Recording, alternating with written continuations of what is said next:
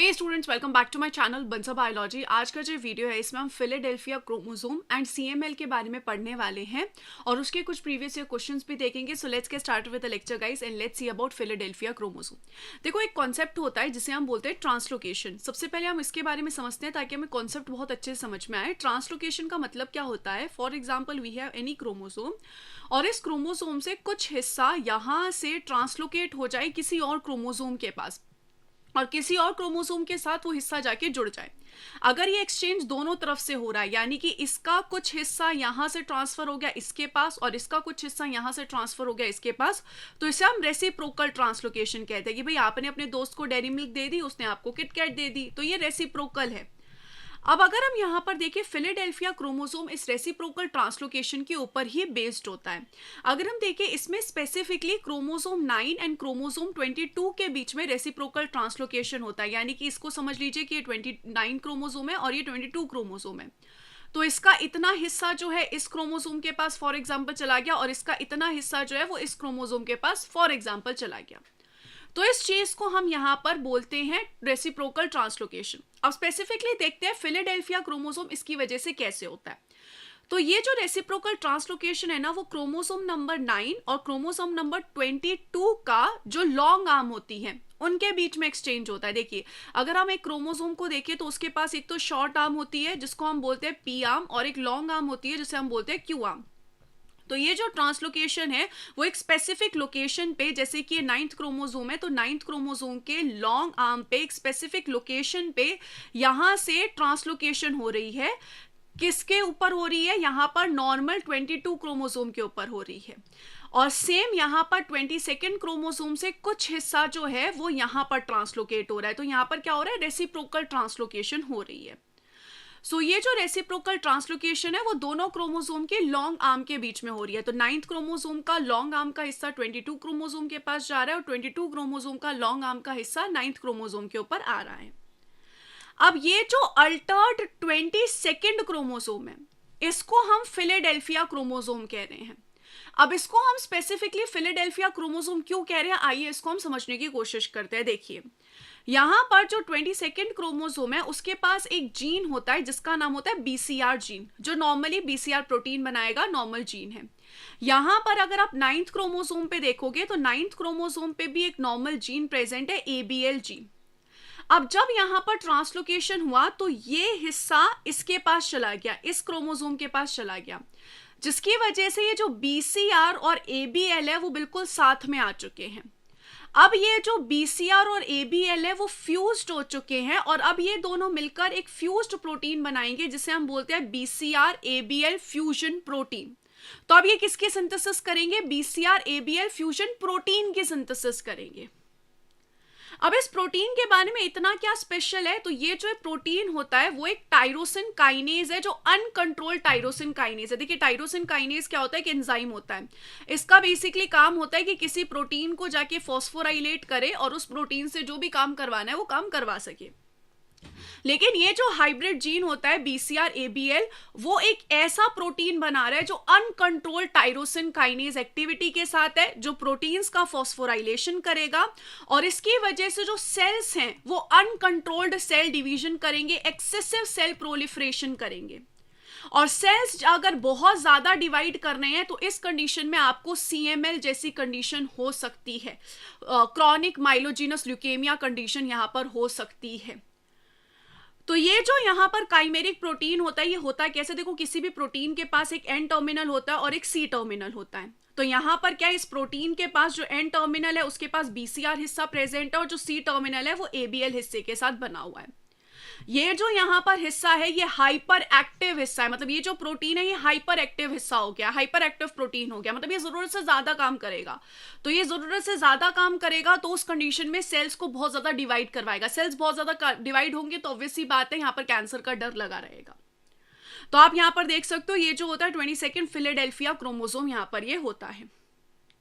अगर आप यहां पर इस चीज को देख सकते हो तो इस कंडीशन में एक और चीज होगी कि जो एपोप्टोसिस होती है, एपोप्टोसिस का मतलब क्या होता है? नॉर्मली यहां पर सेल डेथ होती है, तो ये यहां पर सेल्फ डेथ को भी प्रिवेंट करेगा। और ये स्पेशली चीजें कहां पे हो रही है? हमारी जो बोन मैरो होती है वहां पर कुछ सेल्स होते हैं जिन्हें बोला जाता है हीमोपोएटिक प्रिकर्सर सेल्स, जिनका काम होता है आगे जाके सारे ब्लड सेल्स को बनाना। यानी कि ये जो हीमोपोएटिक प्रिकर्सर सेल्स हैं ये डिवाइड होते हैं, इनको हम कहते हैं हीमोसाइटोब्लास्ट। ये डिवाइड होते हैं माइलॉइड प्रोजेनाइटर में, लिम्फोइड प्रोजेनाइटर में, जो फर्दर डिवाइड होके डब्ल्यूबीसी बनाते हैं, आरबीसी बनाते हैं, अलग अलग ब्लड सेल्स की सिंथेसिस करते हैं।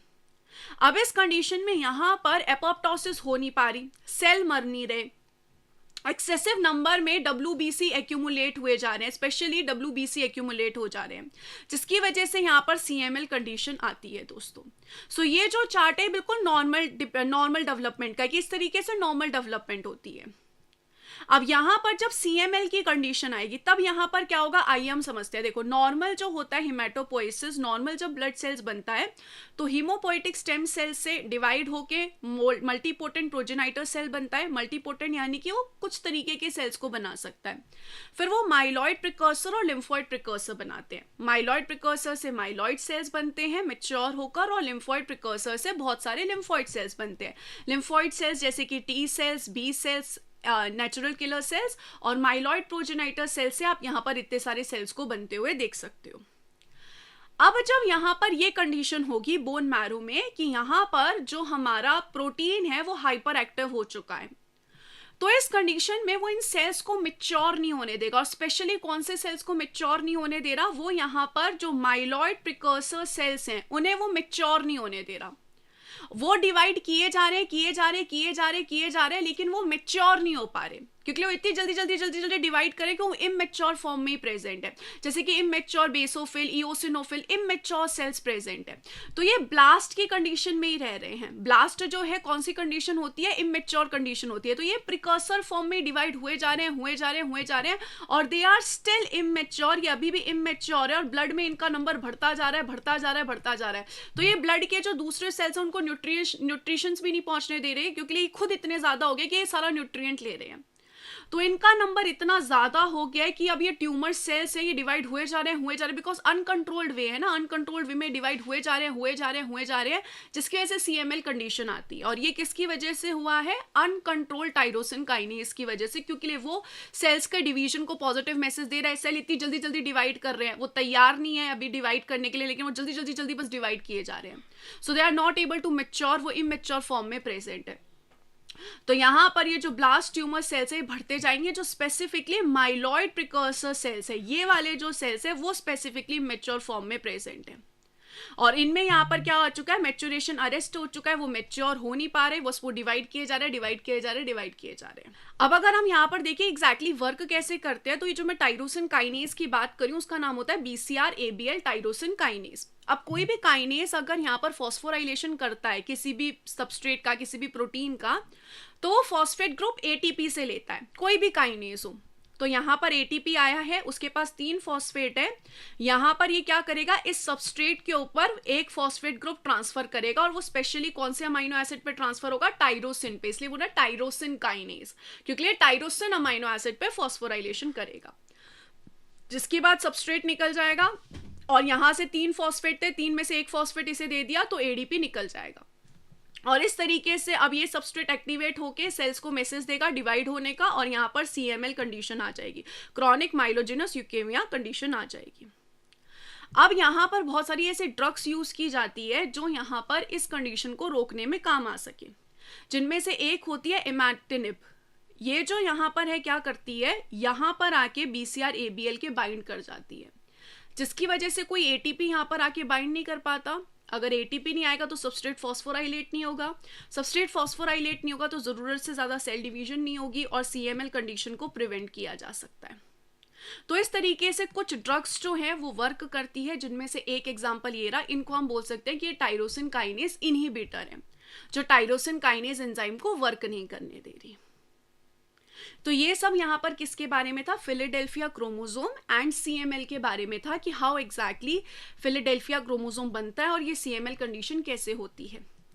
अगर मैं आपको इससे रिलेटेड CSIR में आया हुआ एक क्वेश्चन दिखाऊं जो कि जून 2024 में पूछा गया था, तो हम उसको समझते हैं कि क्या पूछा गया था। देखिए क्वेश्चन बोल रहा है कि आपके पास कोई ना 4 अनरिलेटेड पेशेंट्स है, मतलब कोई पेशेंट एक दूसरे से रिलेटेड नहीं है और वो CML से सफर कर रहा है।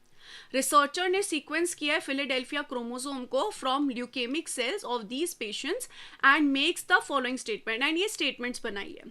आपको बताना है कौन सी स्टेटमेंट करेक्ट है। सबसे पहले, all patients have translocation between long arm and short arm. Long and short arm में नहीं होती है, लॉन्ग एंड लॉन्ग आर्म में होती है। तो सी ऑप्शन यहाँ पे बिल्कुल पक्का सही है, long arm of 9th and long arm of 22nd chromosome होती है। कह रहे हैं the DNA sequence was identical in the translocation breakage and rejoining section in all leukemic cells in all the 4 patient. अब देखिए 4 पेशेंट है, चारों patient में यहाँ पर ट्रांसलोकेशन हुई होगी और चारों पेशेंट अनरिलेटेड है। तो हम ऐसा नहीं कह सकते कि यहाँ पर जो ट्रांसलोकेशन का पॉइंट है वो बिल्कुल सेम ही होगा। हो सकता है ट्रांसलोकेशन का पॉइंट थोड़ा ऊपर नीचे हो सकता है थोड़ा बहुत डिफर करे। तो ये कहना कि जो डीएनए सीक्वेंस है वो बिल्कुल आइडेंटिकल ही होगा कि भाई वही उसी स्पेसिफिक पॉइंट से ही कट होगा, उसी स्पेसिफिक पॉइंट से आएगा, ये कहना बिल्कुल भी लाजमी नहीं है, ये स्टेटमेंट गलत होगी। कह रहा था DNA sequence was identical in all leukemic cells for patient 1। कह रहा है कि किसी एक पेशेंट में जितने भी ल्यूकेमिक सेल्स हैं उन सब का डीएनए सीक्वेंस सेम होगा। हाँ जी, बिल्कुल सेम होगा, क्योंकि ये सारे आते तो एक ही माइलॉइड प्रिकर्सर सेल से है ना। किसी एक माइलॉइड प्रिकर्सर सेल में ट्रांसलोकेशन हुआ होगा, उसने यहाँ बहुत सारे इमेच्योर सेल्स बनाए, तो ये आया तो एक ही सेल से ना, ये आया तो एक ही सेल से। तो ऑब्वियस सी बात है, यहाँ पर वो बोलते हैं ना एक मछली पूरे तालाब को गंदा कर देती है। तो एक सेल आया, वो फिर डिवाइड हुआ, तो सब सेल में सेम ही होगा ना, आइडेंटिकल होगा। बट जो पेशेंट्स होंगे उनमें डेफिनेटली डिफरेंट होगा, क्योंकि सारे अलग अलग पेशेंट है, सब में अलग अलग तरीके का डीएनए सीक्वेंस बिल्कुल हो सकता है। तो यहाँ पर कौन सा ऑप्शन सही हो गया? बी ऑप्शन सही हो गया, सी ऑप्शन सही हो गया। तो B option is absolutely correct in this situation. So ये यहाँ पर फिलाडेल्फिया क्रोमोसोम और सीएमएल का कंडीशन था दोस्तों। मुझे उम्मीद है आपको जानकर बहुत अच्छा लगा होगा इस टॉपिक के बारे में। वंस अगेन, अगर आप बंसल बायोलॉजी पे मेरे साथ पढ़ना चाहते हो तो आप हमारी ऐप डाउनलोड कर सकते हो या फिर हमारी वेबसाइट पे विजिट कर सकते हो। Wish you all the very best guys, take care, bye bye.